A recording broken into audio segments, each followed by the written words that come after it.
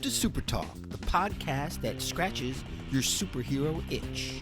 Just two suburban dads nerding out over superhero stuff on the small screen and the big.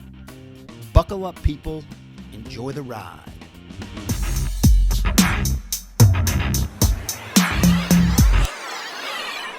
Welcome to SuperTalk, the weekly podcast dedicated to news and reviews of comic book media on the big and small screen.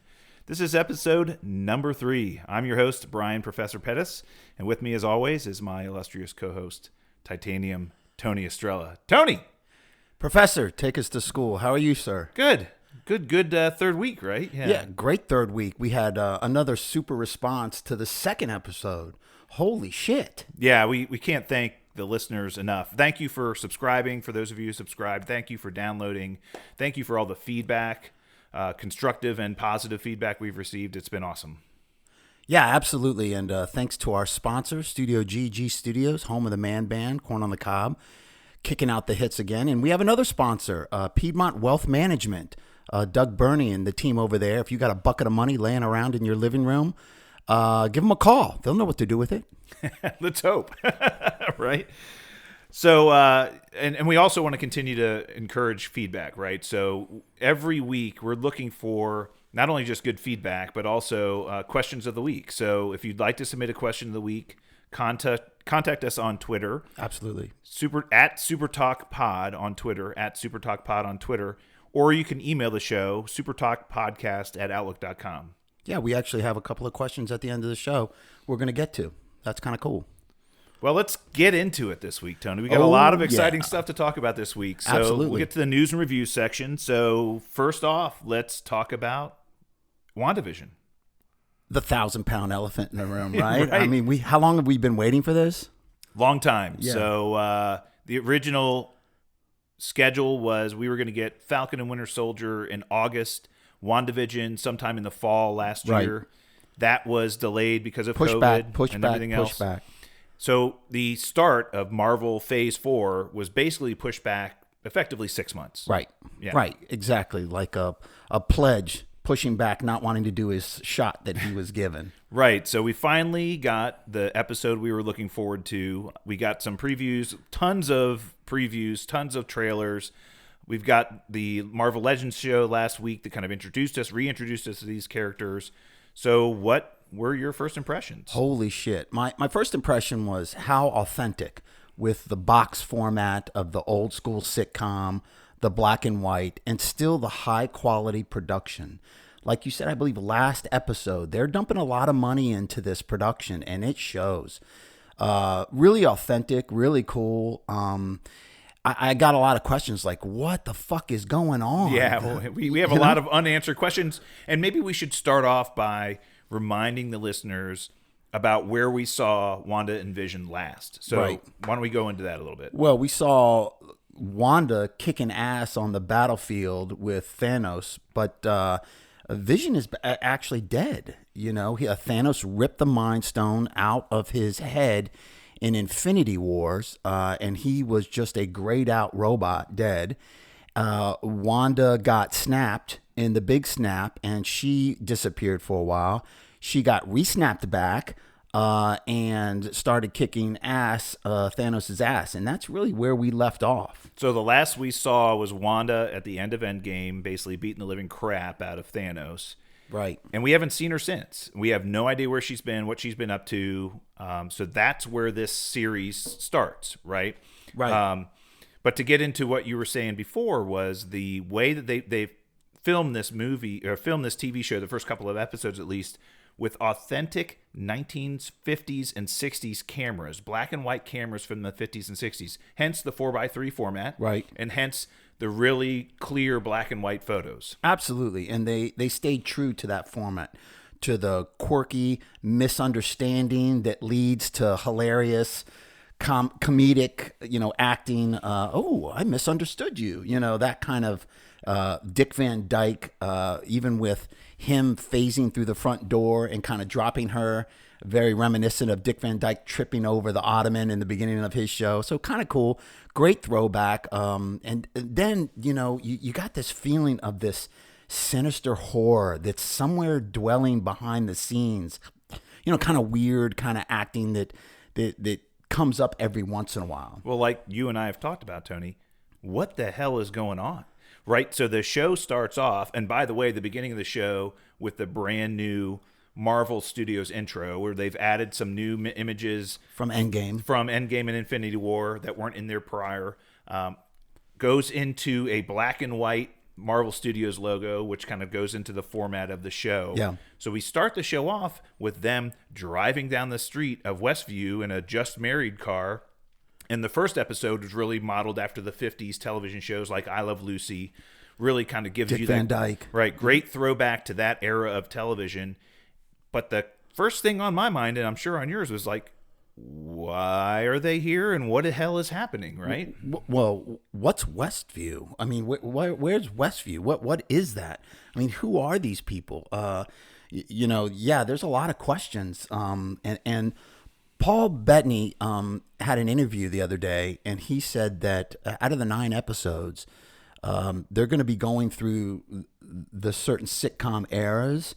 But in the last 3 episodes, all will be revealed and answered. And I think you had kind of tapped on it last podcast that we did, that we're going to get into that natural Avengers kind of Marvel battle and their natural Marvel kind of a way of doing a show. But we're going to have to wait for the last 3 episodes. I think we're going to move out of this sitcom format pretty quickly. I think they're going to get through. I think we went through the 50s and 60s in the first 2 episodes. As we saw at the end of episode 2, they've moved into color. Right. And we're going to be getting into the 70s and then 80s and 90s. I don't think they're going to go too far beyond that. We've seen some clips from some of the shows. It looks like there might be a 2000s version of the show. There's definitely a Brady Bunch, maybe a Roseanne. Right. Just from this, like that. the wardrobe and the hairstyles Absolutely. and things, you kind of know what type of year they're in. Like you said, a Roseanne. There's definitely a Roseanne version. So I would think the 90s and 2000s version may be the last. Right. And so, to your point, by episode 6 or 7, we should kind of be out of that. And now we're, okay, why are we here? What is going on with the sitcoms? Right. What is all these people coming out of sewers and what are these people at the end of the show that are watching them on television, and who's coming through in the radio and all these other things? We're going to get all those questions answered. And at the end of episode 2, we know she's pregnant. We through the trailer, we know she has twin boys, which end up being Billy and Tommy. Right, Wiccan and Speed, 2 mutants so far, and we also know through the trailer that she's in some kind of pocket reality that either she's created or somebody else has created. I have my theory. I don't know if she's the driving force, if she's going to be the protagonist in moving forward, but I have my theory that it's she's being manipulated by the evil villain, the devil of Marvel, Mephisto. So and they did reference the devil a couple of times, or evil a couple of times. And if you remember, Dottie, is that her name? That creepy Dottie. blonde chick? Yeah. Yeah, Dottie. She's creepy as shit. Yeah, and I think she might actually be Mephisto incarnate in the early versions of the show, and ultimately her identity will be revealed, and that could be good. I'm glad you think that, because a lot of people are saying that Senor Scratchy is the rabbit is actually Mephisto, or Agnes's husband, the fictitious Ralph, could be Mephisto. Could be. I've heard Agnes is kind of disguised as Agatha Harkness, who is a witch and who was kind of a mentor to Wanda, in the comics, the Scarlet Witch, right, in the comics, and but is also serves Mephisto. She serves him and kind of is his right hand woman or witch. Which is creepy, but man, she's a great actress. She's fantastic. she steals the show. And the first episode especially, she was absolutely fantastic. And that first episode really kind of took those tropes of the 50s sitcoms where Vision's working in a computational analysis company, and he's typing away at the ticker tape, and he's like, what do we actually do here? Yeah. And it's what you and I were doing when we were watching those sitcoms. It's like they would go to work, or who's Lucille Ball's husband in the show? Ricky Arnaz or Desi Arnaz. Desi Arnaz, Ricky Ricardo. Ricky Ricardo. He would come home Desi from work Arnaz, and it's like, what does he do for a living? Hey, Lucy, I'm home. Yeah, right, but From what? I don't know. I was playing the bongos. right. Well, we knew he was a band leader in that show, but Yeah. at a lot of these sitcoms, these people would come home from work and you really don't know what they do for a living. And he was making fun of the fact that I'm working at this company. I really don't know what the company does. Even when the boss comes over for dinner, he's trying to find out what do we actually What do we do? again? We don't sell anything. We don't build anything. It's computational analysis. Yeah. For what? So that was great. But the whole, if you remember in the dinner scene when the boss was choking, Right. and He's asking some pretty tough questions that they can't answer, and he's getting very forceful in his and answers. agitated, Right. But you saw the wife looking at Wanda, stop it, stop it, Right. stop it, basically prompting her to stop what was happening Right. to him because thinking that she has some control over it. And Right. ultimately, she says, "Vision, help him." He helps him up, and everything's hunky dory. Right? Yeah, like nothing ever happened. Right.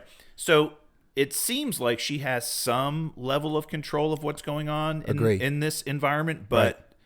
whether she's being manipulated to some extent or is there outside influences on her, we don't know that yet. Yeah, especially after episode 2 when she rewinds after seeing the beekeeper. Well, so episode 2 started off with and you mentioned this last week, Tony, that each episode's going to have its own unique theme music. Right. It's going to have its own unique opening. Right. And episode 2, very much that opening was Bewitched. Oh, opening. no question. It was just just the cartoon. Yeah, it was great. Him And flying through the house, changing, and fantastic. Yeah. And so and you could see that their wardrobe was updated a little bit. Right. So they were wearing a little bit more modern clothes, maybe 60s era clothes. We got a little part in that show where he doesn't eat food, but he swallowed gum and it messed up his insides and actually made him drunk. yeah, gums up his innards. Yeah. Right, the cartoon of it getting into his gears. Yeah. And made him drunk, right, for the magic show. Right. That was just great. The episode was just fantastic, but that's where we met Dottie. Right. We had that weird scene in the middle of the show where... Not a smoke show, Dottie, by the way, creeps me out. No, very creepy looking. But she was helping Dottie clean up. Wanda was helping Dottie clean up after the little inner circle meeting that they had. And something came over the radio, Right. freaked them both out, Right. And the question on the radio was, Wanda, who's doing this to you? Right.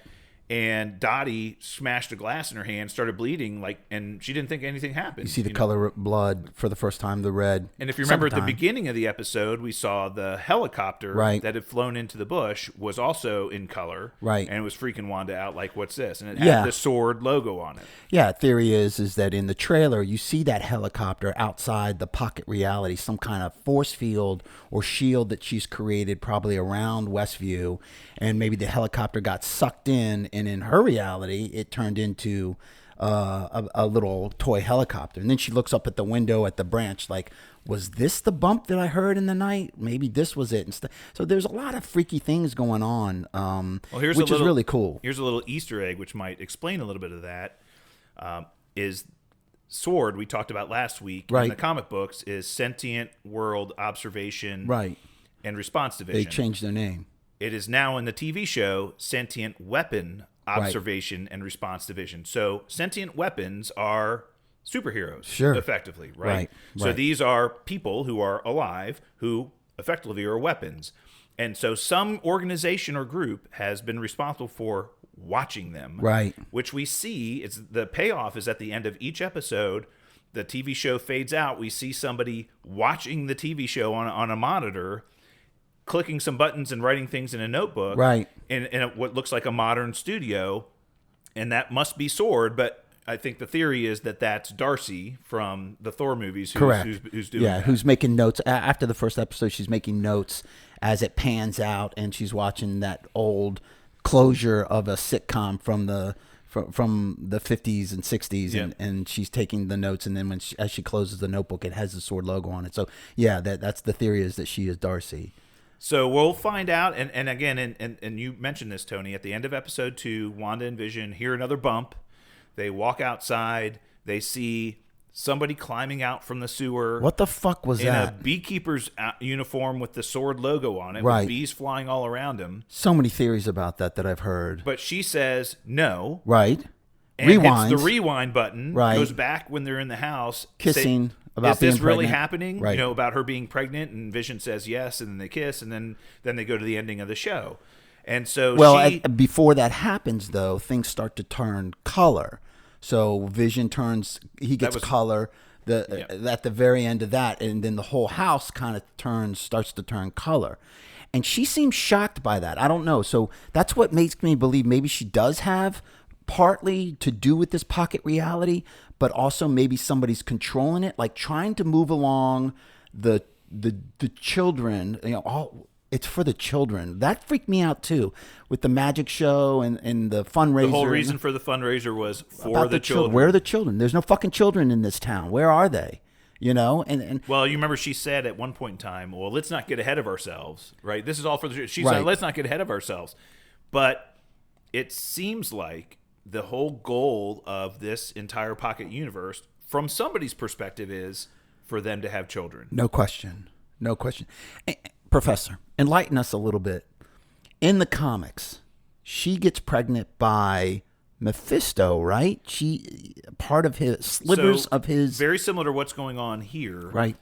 She ends up getting pregnant. Her and Vision are in a relationship. She ends up getting pregnant, and she's curious as to how that could have happened. Right. She felt that she willed it on herself because of her powers. So in the comics, as you know, her power set was very different than it ever was in the beginning of the Avengers movies. Right. Don't get into her power set because that's one of our questions from a fan. Okay. But she feels like this was something that she made happen. Right. And she didn't question it. Okay.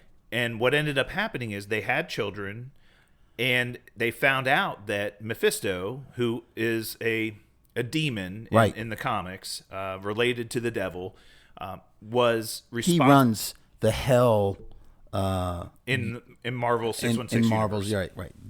He runs like the hell version of a universe in Marvel. Think of him as a really, really, really bad version of Loki, right? In our hell, right? But as powerful as Thanos. He's got some, and he's very much a manipulative. Right. He's the guy that if anybody's familiar with Ghost Rider. Right. So Ghost Rider sold his soul to Mephisto in exchange for him getting the demon in him that made him the Ghost Rider, right? Nice. So Mephisto was involved in Ghost Rider being created. So there's a lot of callbacks to Mephisto in the comics, but Mephisto is a manipulative, evil being trying to basically provide people with something they want so that they have to give him something back in return. Got it. And so we found out in the comic books that their children were shards of Mephisto. Shards. That's okay. Shards. So of he Mephisto. basically brought them to life. He's the guy I blame when I'm done drinking and I want one more drink. That's Mephisto telling me, you can do one more drink, Titanium. Just go ahead, get one more drink. That's Mephisto. That's him. Son of a bitch. So I think we're going to see that play out over the next few episodes. I'm really looking at, I think the worst. So one of the other things we learned, these episodes are in the neighborhood of 25 minutes. Right. Pretty short. If you look at the opening credits and the end credits, it's like 22 minutes. Right. I mean, even with the commercial in between, which was kind of funny too. We had a commercial in between each episode, which was kind of bizarre. The Easter egg. Toaster Easter egg, yeah. Stark Industries toaster that Right. had the sound of Iron Man's Right. repulsor beams and things. And the blinking red light, which increased, which I thought was symbolic of time getting faster and faster. I don't know. I pulled that out of my ass, to be honest with you. Well, and if you remember, the second commercial in the second episode was the watch did the same thing. Strucker watches, and Right. at the end of the commercial, they say, "Strucker, it'll give you time." Right. And so there's something going on with time, as we can imagine, inside of this show. So I think this is all going to play out. We're going to see this happen over the next few episodes, and we're all really looking forward. The sad part is these episodes are fairly short.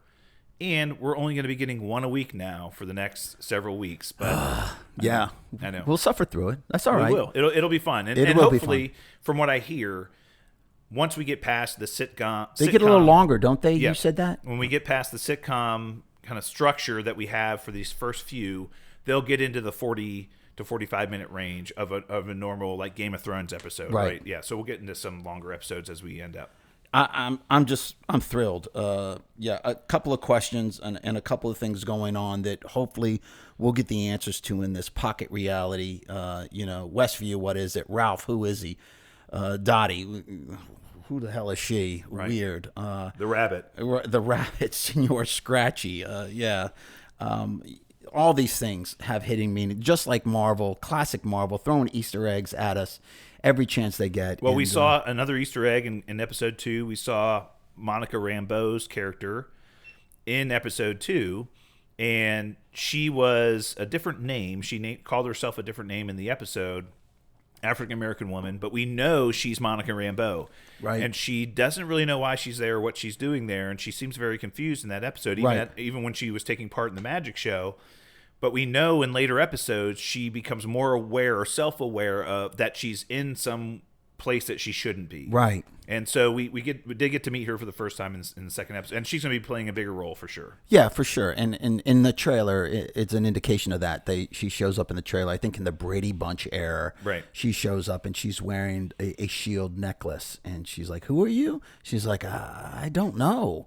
And then all of a sudden they start smiling like nothing ever happened. So you can kind of see that in all the characters. At some point, they kind of start to fade out of being under control, and they start to come to reality, like questioning what's going on, or who am I, or what am I doing here, and then all of a sudden they get snapped back into the pocket reality fantasy that somebody's manipulating, whether it be the Scarlet Witch, Wanda, or Mephisto. We just don't know. And I think the fact that we have all these questions is what makes it so fun. Sure. Right? Yeah. Absolutely. All right, so let's move on to some other things that have hit the news wire this week. Yep. I know you've got a few, Tony. Let's go. Deadpool 3, confirmed by Kevin Feige at Marvel. It will be rated R. Good news, because I don't think Ryan Reynolds can not cuss or be dirty. Even though we did have a PG-13 version of Deadpool 2. What was it? It was the night before Deadpool or whatever. Remember he came out with that PG-13 version? Yeah, right. With the guy from Wonder Years in the bed. What was his name? Fred Savage. Fred Savage. Yeah. And he was like, "Why are we doing a PG-13 version?" He goes, "Disney." That's Princess Bride kind of feel. Yes, he was in bed with him. Yeah, it was a Princess Bride kind of feel. But yeah, big announcement. Kevin Feige basically came out and confirmed this week that Deadpool 3 is happening. Ryan Reynolds is in the process of writing it right now. Well, he's overseeing the script. He's not actually writing it, but he's overseeing it. But knowing him, and he's such a control freak, I'm sure he's going to have more input than they want him to. But that's his deal, right? To start filming next year, right? Yep, 2020. It'll start filming 2020. 2022. Oh, I'm sorry, 2022. That's right. Hindsight is 2020, but next year is 2022. 2020. I just can't get that year out of my mind. 2020. It was such a fabulous year. Awful. Anyway, Jessica Jones is rumored for the She-Hulk. She-Hulk along with Luke Cage. So the She-Hulk show that's going to be coming out on Disney Plus next year. Comedy. They've already announced that it's going to be a half-hour comedy, a courtroom comedy, because Jennifer Walters, she's the She-Hulk, right? And she's a lawyer in New York. And they've already said that it's going to be somewhat of a comedy, which is really cool, and another step out of the norm for Marvel, which is great. And they're talking about bringing some old characters back in that. I thought. So do we know if it's the Kristen Ritter version of Jessica Jones, or they haven't said if they're recasting the role yet, or if they're bringing back just they the haven't said that, but actress? everything that I've been reading and following, when Kevin Feige called me the other day and we talked, he asked me his opinions on stuff. How would you like it? Hey, Titanium. Yeah, right. Titanium. What do you think about this? Kevy, let me tell you, she's a smoke show keeper. So I liked her. I thought she was great. Kristen Ritter was fantastic, and if you guys haven't seen, that's a Netflix series, Jessica Jones. If you haven't watched it, it was really great. She plays a private detective with superpowers. She basically has super strength, some level of invulnerability, but not very invulnerable, but she's super strong. Great show on Netflix. She is a private detective, so really fits into the She-Hulk scenario, right? If She-Hulk is a lawyer, she could be a private detective for the Jennifer Walters character. And they're thinking about introducing and bringing back Luke Cage in that as well. And who which played is him cool. as Michael something. I can't remember who played. Yeah, Luke Cage. that was kind of cool. I liked that show. Wasn't my favorite of the Marvel TV series. I liked Daredevil and Jessica Jones were my favorite. And Punisher. And Punisher, yeah, they introduced him in those shows, but Yeah, Punisher, but in order, it would be Daredevil, Punisher, Jessica Jones, my top three. Mike Coulter was his Mike name. Coulter. Okay, there you go. But he was. Good I thought he was great. I think he looked the part, didn't he? Oh my he God. looked like Luke Cage. He was perfect. He was perfect. And I think though all of those series, to some extent, I think Daredevil and Punisher navigated it the best. Yeah. So when Marvel signed the deal with Netflix to produce these television shows, they had an obligation to make each season 13 episodes. And if you watch each of those seasons of all those shows, Luke Cage, Iron Fist, Punisher, Daredevil, Jessica Jones, there's a period in the season where you're like, okay, the season should end or could end right now. Right. But it kept going. Right. And the other part of that was really confusing is that they Which seemed to you're saying hurt the shows. Yeah, I agree. And they would drag certain situations out way too long. It's like, okay, get to the climax of this already. I mean, it really just took too long to get places in these shows. And I think that really hurt. The first season of Luke Cage is a great example. They went through this entire season with Diamondback, who was actually played by Mahershala Ali in the first season of Luke Cage, went through this whole scenario of him fighting against Diamondback. He defeats him by episode 8 of the show, and you're like, oh, okay, the season should end. And no, they keep going, and they introduce a brand new villain who's now he's going to be fighting against. It was like, oh, this is really weird. Right. Desperate pushing. Yeah. I mean, not as much of a shit show as Iron Fist. That was a shit show. I didn't like that. I think they whitewashed that character. I didn't like it. Danny Rand. I thought You didn't like the actor playing him. okay, all right, I'll admit it. I didn't like that prick. I didn't like that guy at all. I don't know. Whatever. Well, so I think that was your biggest hang, because if I actually enjoyed the show because I love the character, I love the subject matter, I love the character. mystery behind it. You never I couldn't get agreed past with that the actor. casting, and then you just really never got over it from there. But You are correct, sir. But again, we talked about this last episode. Anytime you have a New York-based show, you have the opportunity to introduce these New York-based Netflix characters like Jessica Jones and Luke Cage. That would be a fantastic way to reintroduce them into the MCU. Yeah. I think it's really exciting. Good Yeah, news. that is good news. Another news, we have Moon Knight starts filming in March, which is pretty early. So I'm excited about this. I think they're going to be filming in Budapest. Budapest. And something I learned this week, Ethan Hawke was just signed for Moon Knight as a villain. So we talked about the actor last week, Joseph Gordon-Levitt. You're right. Talked about him maybe being in Moon Knight, but then they signed Ethan Hawke, and they came out and said he's going to be a villain in that. And I love Ethan Hawke. He's a great actor. I can't wait to see who he's going to be. I'm assuming he's Bushmaster in that, which is Mark Spector's brother, who is a kind of a mercenary, evil guy. Member of the Serpent Society. Correct. Which we can get into once that, because I have so many questions about the Serpent Society. I really do.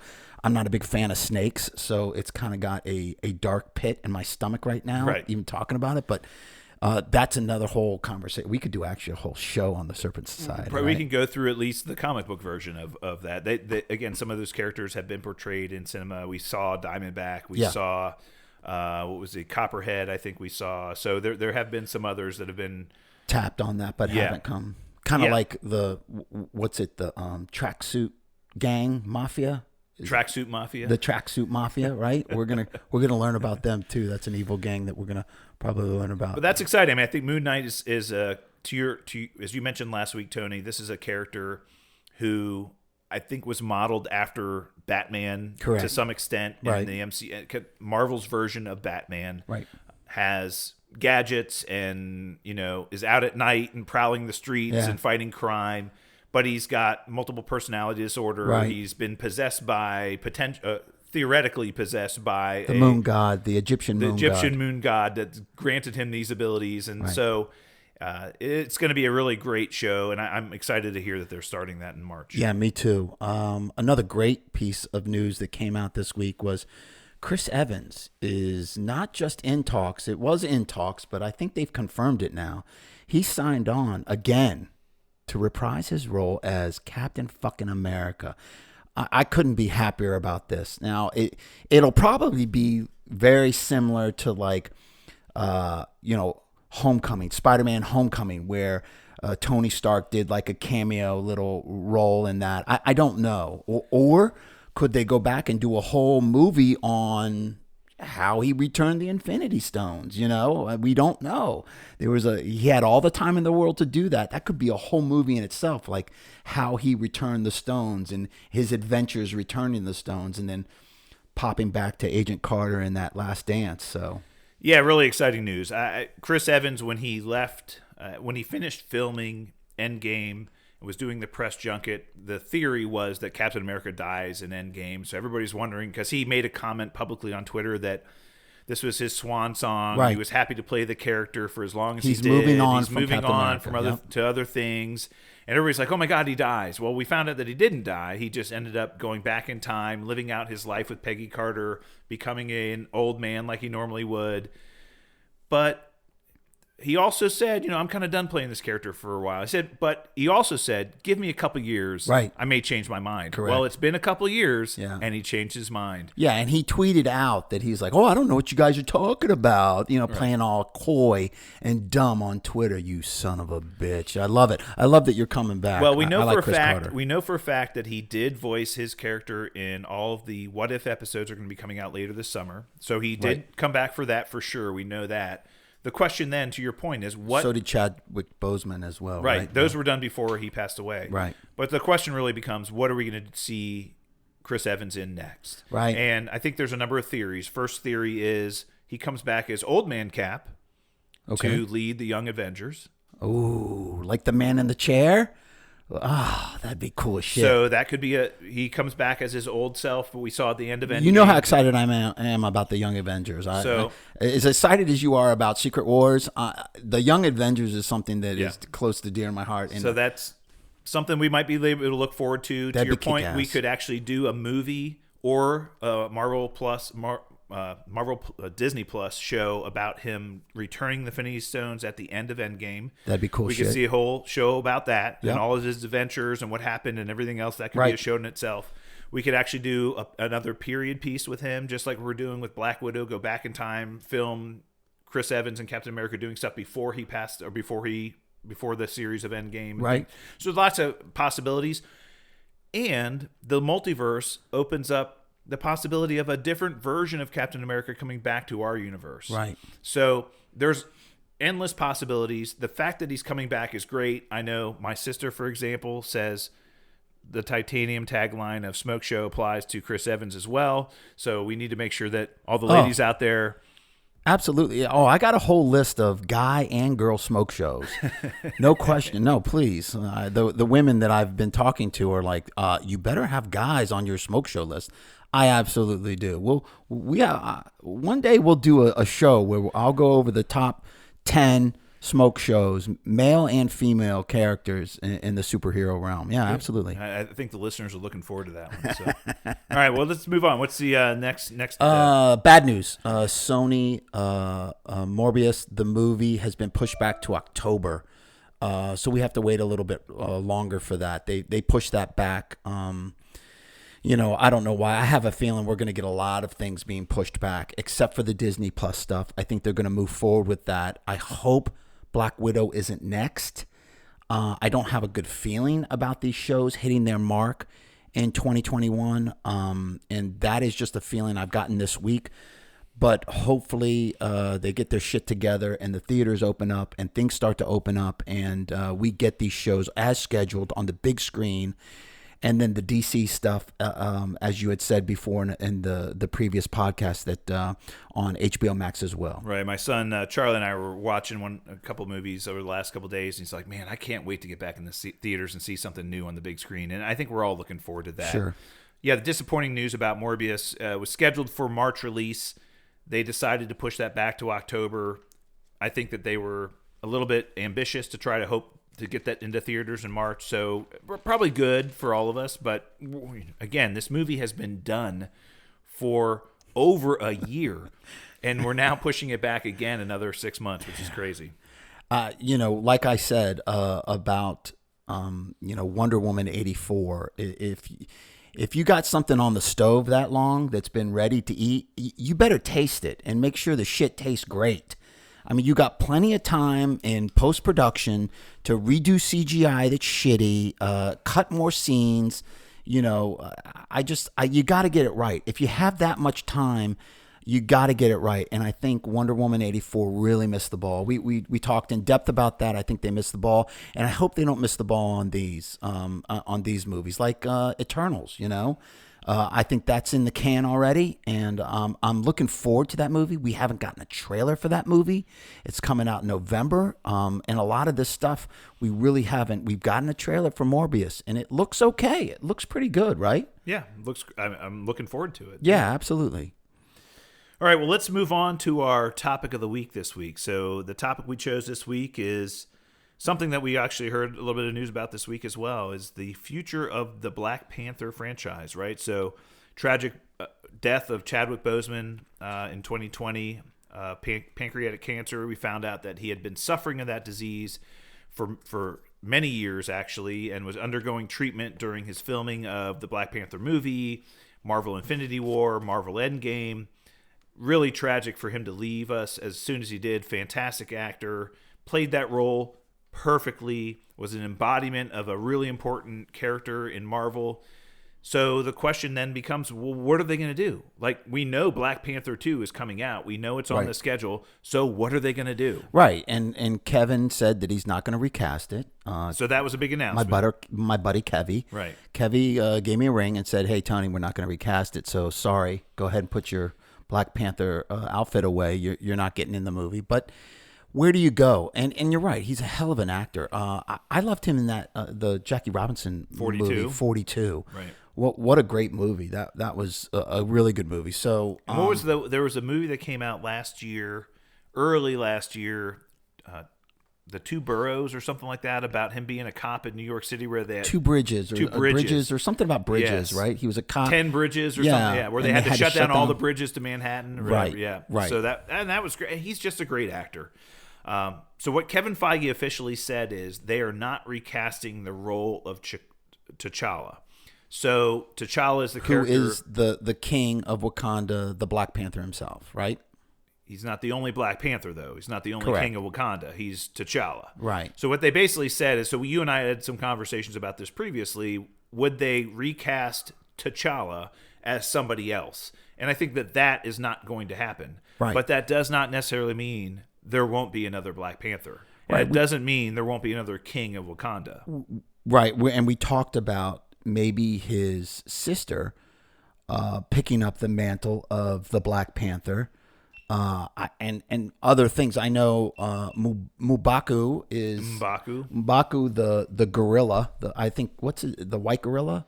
Is it the white gorilla? The mountain tribe that you saw in the Black Panther. Maybe he picks up the mantle as the new Black Panther. So there's a played lot by of Winston questions. Duke, played M'Baku in all of the Marvel movies so far. Really great actor. He had a couple of good one-liners, funny funny as shit. Right? Really good. It's fantastic. It's kind of like an anti-hero in that first Black Panther. First you know, movie. like you're like, oh, what a dick. He's So let's trying to talk. take over. Let's talk through that a little bit, Tony. So what do we think is going to happen with the Black Panther character? So I think they're going to have another Black Panther. There's a number of directions they could take this. His sister, as you mentioned, Shuri, in the movie, played by Letitia Wright. Right. Played great role. She became a superstar in that movie, and the Avengers, Infinity War, and Endgame movies was just really great in all those. Could she become the new Black Panther? Right. So a couple questions that I would have is that, so for everybody that doesn't know, she did become the Black Panther for a very short period of time at some point in time in the comics, but she wasn't a long-term Black Panther. It was just a very short period of time. I don't know if she could carry a movie or carry that character for an extended period of time. If she did become Black Panther, I think she would definitely become more of a supporting character, especially in the Avengers and things like that. Okay. But she could become part of the Young Avengers, and that was something that could she do that. Another question is, if you remember, they burned the garden of the heart-shaped herb, Right. in Black Panther the Which movie. gives the Black Panther his powers. So they burned that garden. Correct. Actually, Warmonger burned that garden. Killmonger, yeah. Killmonger, Yeah. burned that garden. So they don't have any more heart-shaped herb. So Right. theoretically, so how are they going to give her the powers of the Black Panther if they don't have that? So that's a question that I think all of us would have: is how would she become the Black Panther if they don't have access to that? And is Killmonger still alive? He is. So he was not killed at the end of the movie. We saw him at the top of the mountain with Black Panther, and he was very Chilling, contrite and knew that he messed up and enjoying the sunset. So that's the other question: do they bring back Michael B. Jordan as Killmonger, and do they make him the new Black Panther? Well, he still has the Black Panther herb in him, right? He does. Right? He was never taken away from him. It was never taken away from him. So he's still got that in his system. Could Suri do a little bit of her science, whoopity-doo, and make him correct? And he understands his wrong vision of that. And he is... I love Michael B. Jordan. Besides when he played the Human Flame in that shitty Fantastic Four movie, Human Torch.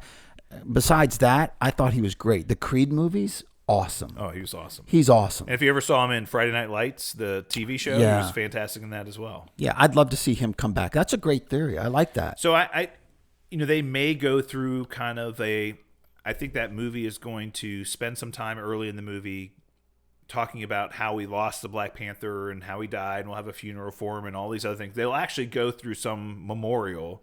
They'll recognize the fact that he's not around anymore for some reason or somehow, some way. Okay. But then what happens from there? And maybe we go through a redemption arc with Michael B. Jordan's character. Right. Maybe he comes back some way. And what Kevin Feige's told us is we're going to explore Wakanda Right. much further than we did in the first movie. A lot of tribes, a lot of characters. We're going to explore the other tribes. We're going to get to know some new characters of Wakanda. We're going to get to know the country of Wakanda much better. Right. We're going to introduce new people that we never met. Correct. And so It's a big city, right? It Right. looked huge. So maybe there is a redemption arc for Michael B. Jordan's character, and maybe he does end up at the end of the movie become the new Black Panther.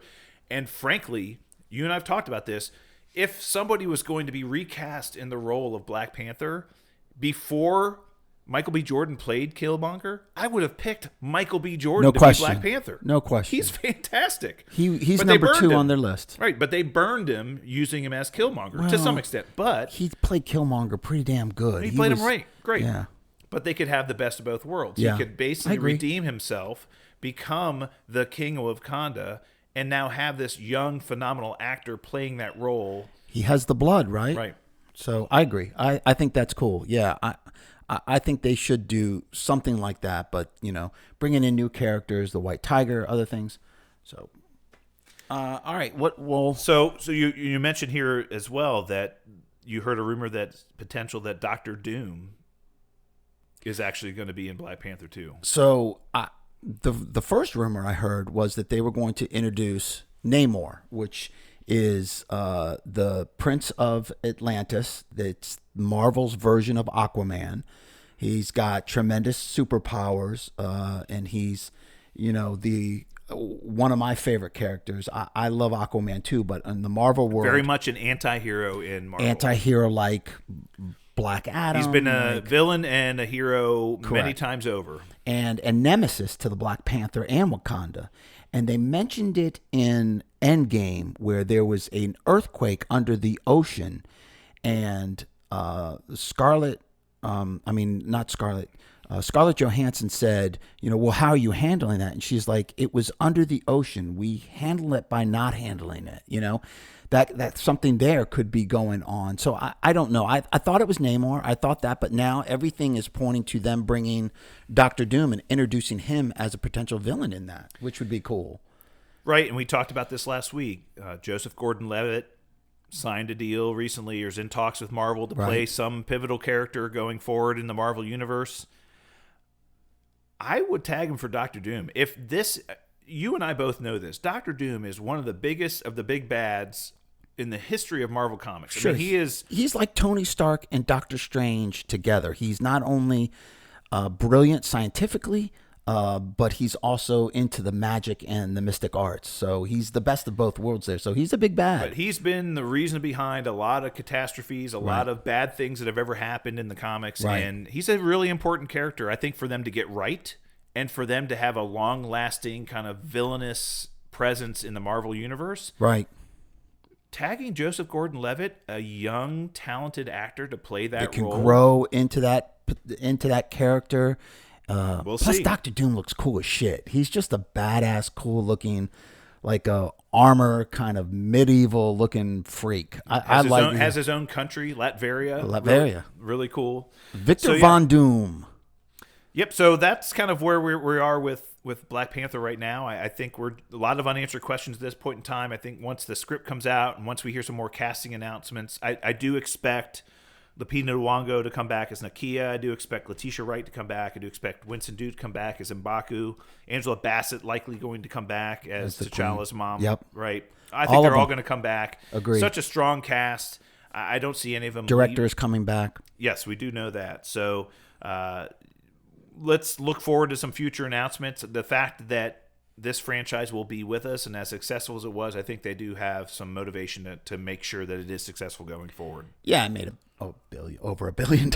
That's not something you take lightly. You want to hold on to something like that, and it's a great character. So, all right, well, let's move into our listener question of the week section. So, listener questions of the week. We got some great questions. The first question came from Instagram from Ava St. Laurent. Instagram handle Ava St. Laurent. She's a UT student, Tennessee student. Her great question, school, by the way. Yeah, great school. Your daughter goes there, so of course it's a great school. Her question is, Wanda Maximoff, is she more like a superhero or a witch? And what are her powers? So, great question. So, we'll kind of cover this two ways. In the movies and shows that we've seen so far, her power set has pretty much been what we would kind of classify as telekinesis, right? Right. Moving shit. The ability to move objects with her mind. Right. She has some influence over spatial awareness, and she can fly because she can move herself, but she can also move other things with her mind. And it's pretty powerful, what we've seen, and especially in Infinity War and Endgame. She's pretty strong at doing that. Yeah.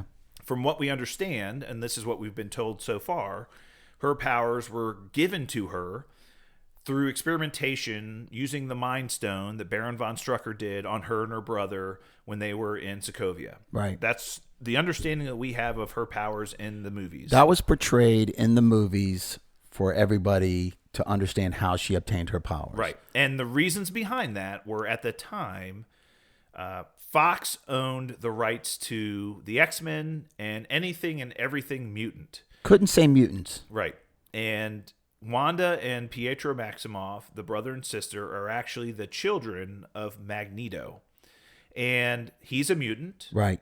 And they are both mutants, but they couldn't refer to them or their powers as mutant powers. Now that Marvel owns all of that content from Fox and has the rights to mutants and the word mutants and everything mutants, we could You love saying mutants. You said it. It's my favorite.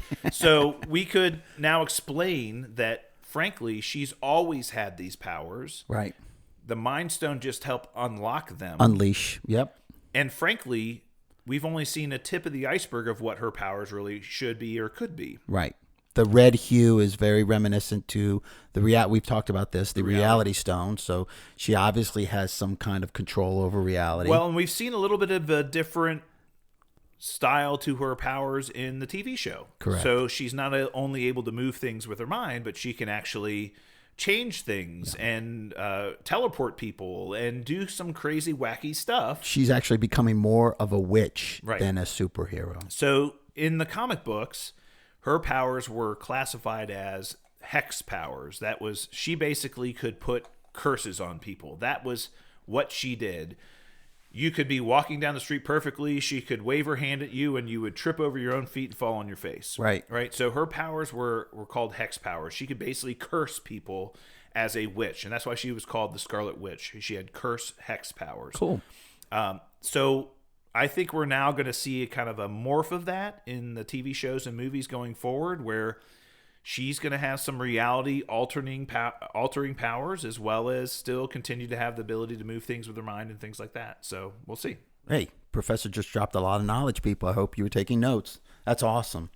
Our second question comes from Twitter. Thomas Starnes, T-Bone Starnes, Thomas Starnes. Twitter at Cowboy2016TS. And his question is a good one. Are there any other characters that you would like to see have their own movie that's not considered for any movie? I think that's what he's referring to. That has not yet been, or currently is presently not on the list to be considered? On the list to be in a movie or hasn't had their own movie. So there's been some that have been talked about, and I think we're looking forward to someday. If you say the one that I'm thinking, I'm going to freak out. So I'm thinking Nova. Oh, you son of a bitch. You did it to me again. Absolutely. Richard Rider, Nova, one of my favorite characters. So he definitely, I think, deserves his own movie or show or 100%. somehow, some way. One of my favorite characters in the comic books that I loved for many, many years when I was a teenager, Silver Surfer. I think there's so much to explore about that character. We've only seen him in the movies once as a somewhat villainous character in the second Fantastic Four movie.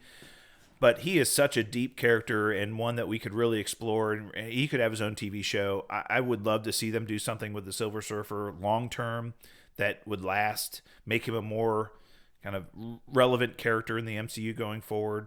Just his relationship to Galactus and the space-based stuff would be fantastic. Yeah, I agree. That Silver Surfer and Nova would be my top choice to see in his own big screen movie. Break that character out like Peter Quill. You know, he's from Earth. He was kind of part of the Nova Corps, and just a great character, really deep and rich, the way he gained his powers. And I think that'd be really cool. The Nega bands provide him his powers, right? Yeah. He's got the bands on his wrists. The uniform. And I think that's a cool, plus he looks badass. You know, that's just a cool looking character. I'd love to see that. But the question, there's a ton of them. Frankly, like Spider-Woman has not been portrayed at all inside of the MCU. I'd love to see some version of her at some point in time. Really, Jessica Drew, great character. Would love to see that. You have any others that you'd like? Oh, Ghost Rider. I mean, we had the Nicolas Cage version of Ghost Rider, which was pedestrian at best. Well, we know Marvel has signed Keanu Reeves to something. We just don't know what. It's got to be Ghost Rider. How can it not be Ghost Rider? It's got to be. I mean, John Wick, Ghost Rider. I mean, that'd be cool as shit. I'd love to see him as Ghost Rider. That would be cool. But yeah, you're right. That Nova's my big one. I really think Nova would be a very, very cool character. And you know, another one for me might be Adam Warlock. Which kind of touched on the we were Guardians teased. of the Galaxy. We were teased at the end of Guardians of the Galaxy 2. We did get a teaser for Adam Warlock by that smoke show gold chick, right? You know, but yeah, Adam Warlock would be kind of cool. That's another rich character. Kind of tough because didn't he have an infinity gem embedded in his forehead in the comics? He had the soul gem embedded in his forehead. Right? Yeah, that's they busted that wide open, didn't they? Right. Yeah, so I think those are the ones that we're probably looking forward to the most. Thanks for the questions. Keep them coming, people. Please. Twitter, hit us up on Twitter with questions. No question is too dumb. No question is too small. No question is too big. We'll do our best to answer them. Twitter, SuperTalk Pod, at SuperTalk Pod on Twitter. Hit us up with questions. Thank you.